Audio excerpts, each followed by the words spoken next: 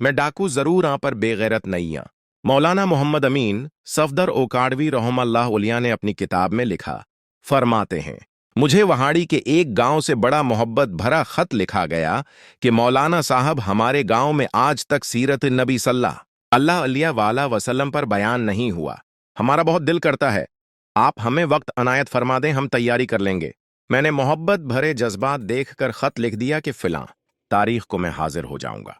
दिए गए वक्त पर मैं फकीर ट्रेन पर से उतरकर तांगा पर बैठकर गांव पहुंच गया तो आगे मेजबानों ने मुझे हदिया पेश करके कहा, मौलाना साहब आप जा सकते हैं, हम बयान नहीं करवाना चाहते। वजह पूछी तो बताया कि हमारे गांव में 90% कादियानी हैं। वो हमें धमकियां देते हैं कि ना तो तुम्हारी इज्जतें, न माल, न घर बार महफूज रहेंगे। एक सीरतुन नबी सल्लल्लाहु अलैहि वसल्लम पर बयान करवाया तो मौलाना हम कमजोर हैं, गरीब हैं, तादाद में भी कम हैं, इसलिए हम नहीं कर सकते। मैंने लफाफा वापस कर दिया और कहा, बात तुम्हारी होती या मेरी होती तो वापस चला जाता। बात मदीने वाले आका सल्लल्लाहु अलैहि वसल्लम की इज्जत की आ गई है, अब बयान होगा, जरूर होगा। वो घबरा गए कि हजरत आप तो चले जाएंगे, मसला तो हमारे लिए होगा। मैंने कहा, इस गांव के आसपास कोई डंडे वाला यानी बा असर या गंदा है? उन्होंने बताया कि गांव से कुछ दूर नूरा डाकू रहता है, पूरा इलाका इससे डरता है। मैंने कहा, चलो मुझे ले चलो नूरे के पास। जब हम नूरे के डेरे पर पहुंचे देख आकर नूरा बोला, आज खैर है, मौलवी कीवें आ गए ने? मैंने कहा कि बात हुजूर सल्लल्लाहु अलैहि वसल्लम की इज्जत की आ गई है, तुम कुछ करोगे? मेरी बात सुनकर नूरा बजली की तरह खड़ा हुआ और बोला, मैं डाकू जरूर आ पर बेगैरत नहीं आ। वो हमें लेकर चल निकला।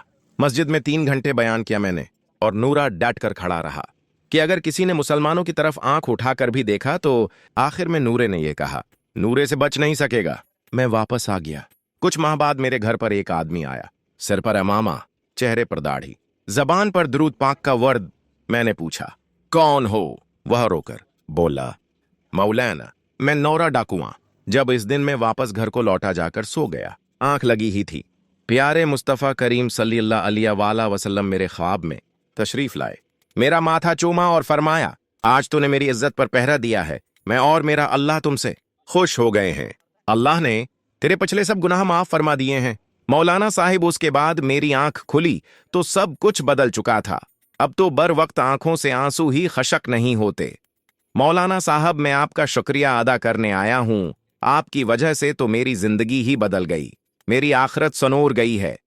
ए मेरे प्यारे अल्लाह, जो शख्स भी उसको शेयर कर रहा है उसको हुजूर सल्लल्लाहु अलैहि वसल्लम की ख्वाब में जियारत और क़यामत के दिन शफाअत नसीब फरमा, आमीन।